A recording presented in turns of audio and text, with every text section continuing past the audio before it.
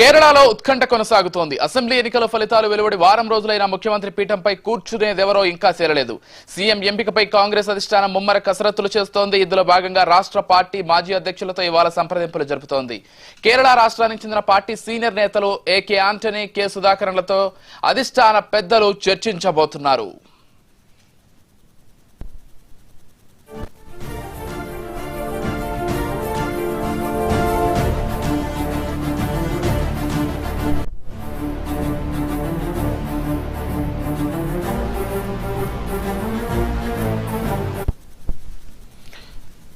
ఎన్నికల ఫలితాలు వచ్చిన 9 రోజులు అవుతున్న సీఎం పీఠంపై పీఠముడి వీడటం లేదు.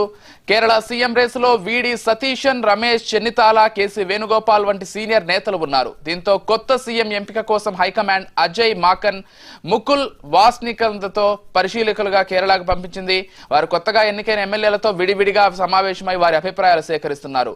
తర్వాత కొత్త సీఎం పేరును సీల్డ్ కవర్ లో హైకమాండ్ కు పంపుతారు. తర్వాత అధిష్టానం వారి అభిప్రాయాన్ని కేరళ కేపీసీసీకి పంపుతుంది. అవసరమైతే కాంగ్రెస్ అగ్రనేతలు సోనియా గాంధీ, రాహుల్ గాంధీ కూడా సంప్రదింపుల్లో పాల్గొంటారని, 1-2 రోజుల్లోనే సీఎం ను ఖరారు చేసే అవకాశాలు ఉన్నాయంటున్నారు. ముఖ్యంగా కేసీ వేణుగోపాల్ నే సీఎం గా ఎంపిక చేసేందుకు కాంగ్రెస్ అధిష్టానం మొగ్గు చూపుతోందని తెలుస్తోంది. బహుశా కేరళం సీఎం ఎవరనేది రాహుల్ తో చర్చల అనంతరం బయటకు వెల్లడించే అవకాశం ఉంది.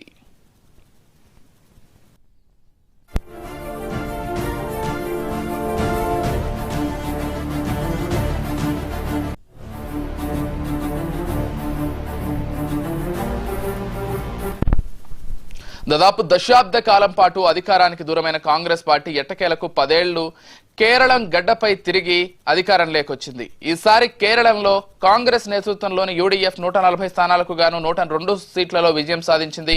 అటు ప్రతిపక్ష ఎల్డీఎఫ్ 35 స్థానాలకే పరిమితమైంది. అటు బీజేపీ 3 స్థానాల్లో విజయం సాధించింది. కేరళలో కాంగ్రెస్ పార్టీనే సొంతంగా 63 సీట్లలో గెలిచింది. దీంతో కాంగ్రెస్ నుంచే ముఖ్యమంత్రి ఉండబోతున్నట్లుగా కూడా తెలుస్తుంది. ఇదే అంశానికి సంబంధించిన మరింత సమాచారం అందించడానికి మా ప్లానింగ్ ఎడిటర్ సురేష్ గారు సిద్ధంగా ఉన్నారు. చెప్పండి సురేష్ గారు, అంటే ఇప్పటికే తమిళనాడు పీఠముడి కొంత వీడిపోయి విజయ్ ప్రమాణ స్వీకారం చేశాడు. అంతేకాకుండా మన పశ్చిమ బెంగాల్కి సంబంధించి ముఖ్యమంత్రి ప్రమాణ స్వీకారం అయిపోయింది. ఈరోజు అస్సాంలో కూడా ప్రమాణ స్వీకారం అయిపోయింది. కానీ కాంగ్రెస్ నుంచే ఖచ్చితంగా ముఖ్యమంత్రి ఉంటాడని తెలిసి కూడా ఎవరు అనేది చూస్ చేసుకోలేక కేరళంలో లేట్ అవుతున్నట్లుగా తెలుస్తోంది. అసలు కాంగ్రెస్ అధిష్టానం ఏం ఆలోచిస్తోంది? పూర్తి డీటెయిల్స్ ఏంటి సురేష్ గారు? విజయ్ గారు, కేరళలో ప్రభుత్వ ఏర్పాటుకి ఈ నెల 23 వరకు సమయం ఉంది. ఎందుకంటే వాళ్ళు గతంలో 2021లో ప్రమాణ స్వీకారం చేశారు కాబట్టి ఇప్పుడున్న ప్రభుత్వం ఎల్డీఎఫ్ ప్రభుత్వ కాల పరిమితి మరి ఈ నెల 23 వరకు సమయం ఉంది. దాంతో సమయం ఉండతో ఏఐసిసి అధిష్టాన వర్గం కూడా కొంత కాలయాపన చేస్తూ ఆ రోజుకి డిసైడ్ చేద్దామన్న ఉద్దేశంతో వాస్తవంగా ఒక అబ్జర్వర్స్ని పంపించారు. పరిశీలకులు ఆల్రెడీ వీళ్ళందరితో కూడా విడివిడిగా అందరితో మనకి గెలిచే మీరు చెప్పిన 63 మంది ఎమ్మెల్యేలతో భేటీ అయ్యారు. అదేవిధంగా ఐయుఎంఎల్ 22 మందికి వాళ్ళు ఎమ్మెల్యేలు గెలిచారు. వాళ్ళ అభిప్రాయాలు కూడా తీసుకొని ఇవాళ కాంగ్రెస్ పార్టీ అధిష్టాన వర్గం మొత్తం మీద రాష్ట్ర నేతలను కేరళం రాష్ట్ర నేతలని ఢిల్లీ రావాల్సిందిగా చెప్పారు. ఇక కొద్దిసేపటి తర్వాత ఢిల్లీలో సమావేశం జరిగే అవకాశం ఉంది.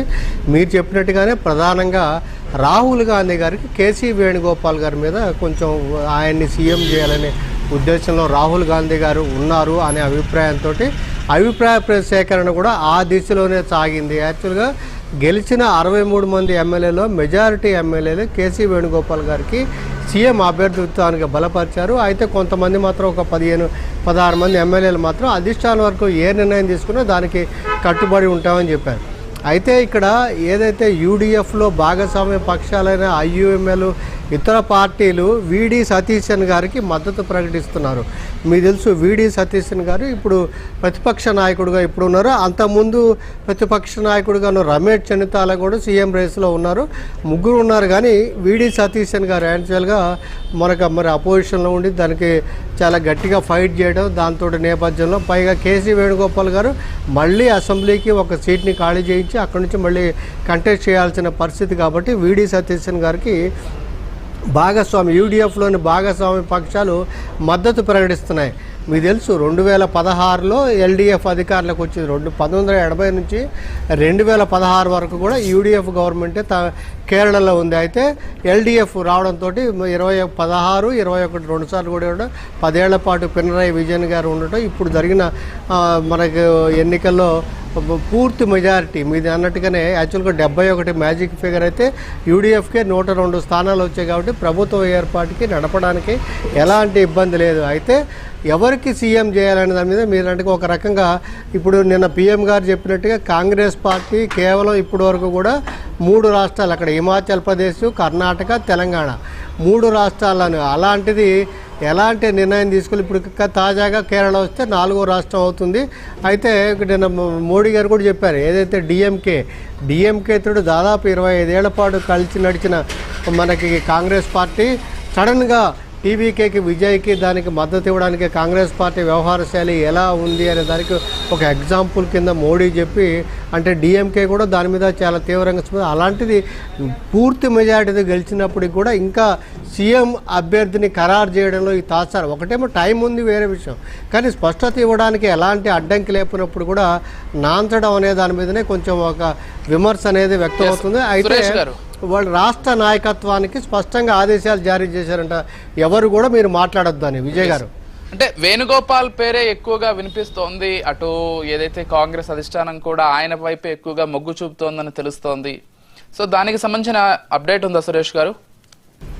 విజయ్ గారు, రాహుల్ గాంధీ గారు కేసీ వేణుగోపాల్ గారి మీద మొగ్గు చూపుతున్నారు. ఎందుకంటే కేవలం ఒక కేరళకి పరిమితం కాకుండా దక్షిణాది రాష్ట్రాలకు అన్ని కూడా చేయడం, తర్వాత మన కొంతకాలం ప్రధాన కార్యదర్శిగా మన తెలంగాణ వ్యవహారాలు కూడా ఆయన చూడటం. అందుకని రేవంత్ రెడ్డి గారు అక్కడ ప్రచారం చేశారు. రేవంత్ రెడ్డి గారు వాళ్ళంటూ కూడా మరి కేసీ వేణుగోపాల్ గారికి ఇవ్వాలని ఒక అధిష్టాన వర్గం దగ్గర ఒక ప్రయత్నం అనేది కూడా చేసినట్టుగా చెప్తున్నారు. రాహుల్ గాంధీ గారికి ఎలానే ఉంది.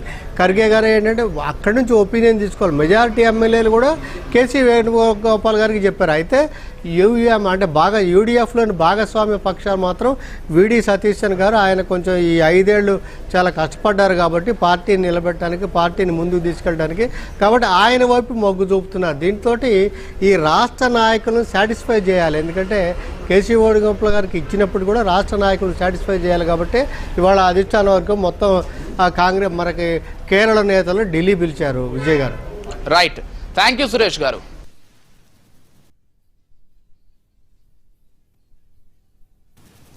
షార్ట్ బ్రేక్ తీసుకుందాం. స్టే ట్యూన్ టు మహా న్యూస్.